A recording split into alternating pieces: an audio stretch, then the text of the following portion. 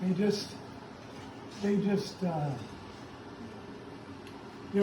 going to get to this, but this idea of accessorizing, maybe we'll touch on it after lunch, but that's a really nice idea.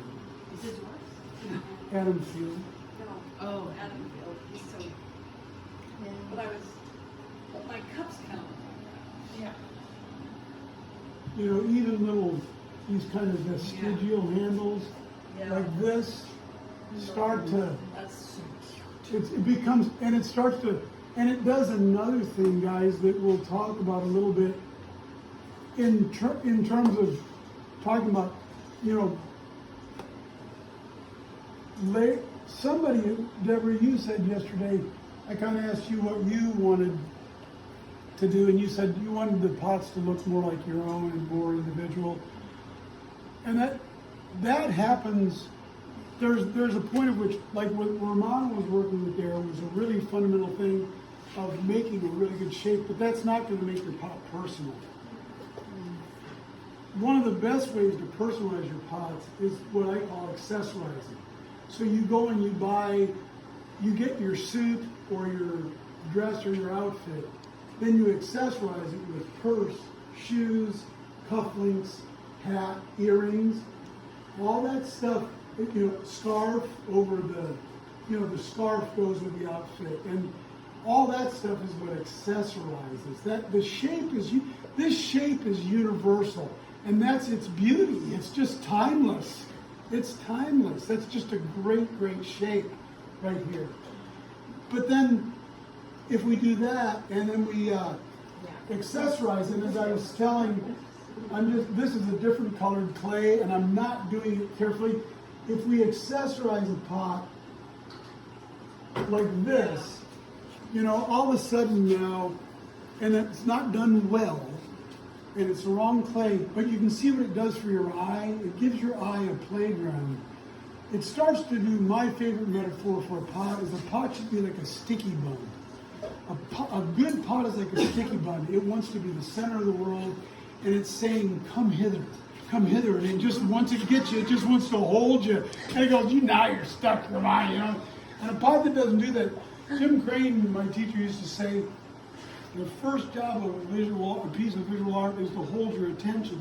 And I think of it, I call it layering. And I think of it like this. You're going down a hall, and you open a door, and you look in, and there's somebody sleeping there, and you're kind of looking for a good time. You just close the door and you go on. And there's a couple of people talking, and you take a step in, and you look around, and you go, it's still not quite really easy to get back out and close the door. You're down the hall, and you get it.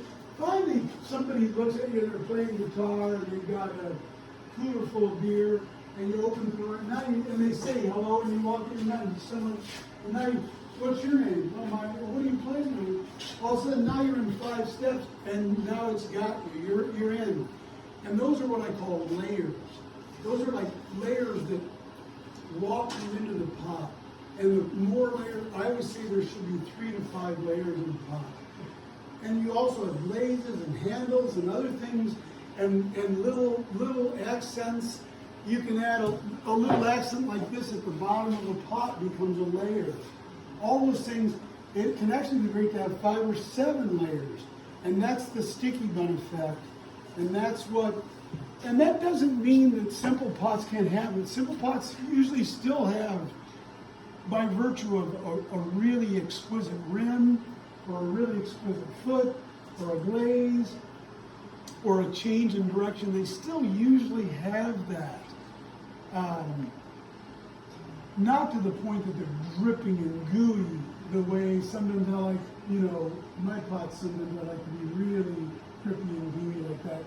But I wanted to talk about this to encourage you guys to play with that. And as I was saying to Carrie, all these things can just be removed. And don't forget about don't forget about the bottom and little. So usually you'll look at rim, base, maybe fullness of form. There's a point here on pots that the Greeks were really aware of. That shoulder is another common part. But you may find other parts. There may be something that you do that moves this way. You were doing a little bit of that yesterday, weren't you? Some division and lobing of the pot, so that lines like that could start to accentuate the pot. And that, Deborah, that's where pots can become yours. And it's kind of like learning to separate these things. What are we talking about right now? Right now we're talking about a formal understanding of classical pottery form. Okay, let's talk. What are we talking about there? What are we talking about here? We're talking about just pure technique and skill. Okay, now what are we talking about? Now we're talking about personalizing the pot. Oh, now so we're talking about all this. Now we're getting into glaze and the surface. Mary and I talked about that. Well, that's a whole other thing. And somehow these are all points.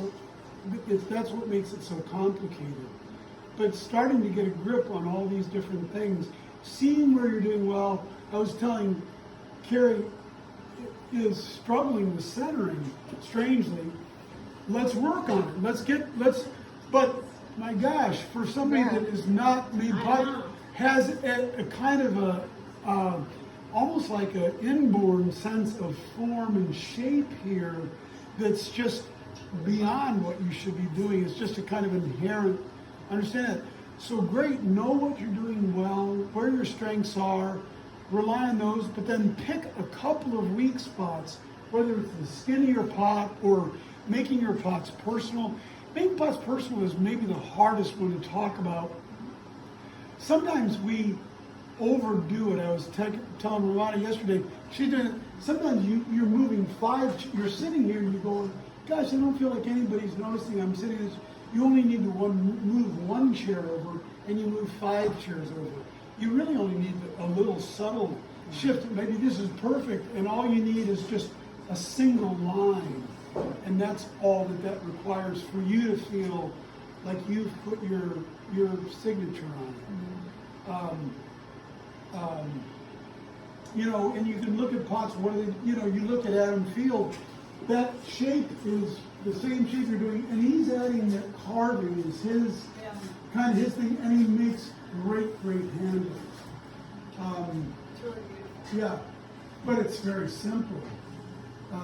And it's really timeless and universal, and he's made it his own through the carving and the handle. And if that speaks to you, steal it. He won't mind. If he does mind, he's got a problem, because he steals this stuff too, so. That's where he got It's it really at. beautiful too. It's like a band of light when you look at it. It is. Like this little strip. Yeah. And there are some things that they're non-negotiable. A rim has to be good. It's called the rim statement. There are some things that you have to be able. The handles have to be good. There's no option. A rim has to be good. A foot has to be good. A sense of form has to be good. Unless you're like a George Orr, who can, you turn all of that on its head. And maybe it's good. I don't care for George Orr's pots, but you could make an argument that they're exciting, wonderful pots. They just look like a holy mess to me. Whose pots were those? George Orr, That's how he looks do then. you Yeah. like them? George. Yes, I've never seen him in person. Good point. I haven't either.